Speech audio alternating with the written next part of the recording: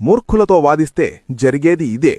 ఒక అడవిలో గాడిద పులి మధ్య ఒక చిన్న వాదన మొదలైంది. గడ్డి నీలం రంగులో ఉంటుంది అని గాడిద అంది.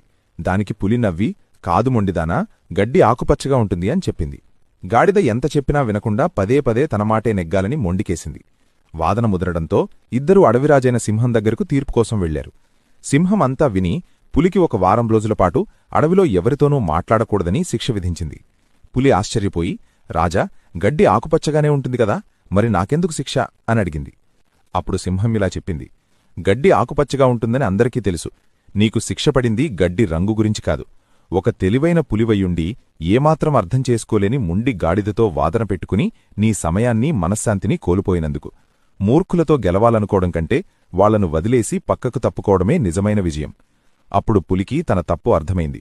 నీతి: పంతానికి పోయే మూర్ఖులతో వాదన పెట్టుకుంటే మన ప్రశాంతత దూరమవుతుంది. అలాంటి వారితో వాదించి గెలవడం కంటే అక్కడినుంచి మౌనంగా పక్కకు తప్పుకోవడమే నిజమైన గెలుపు.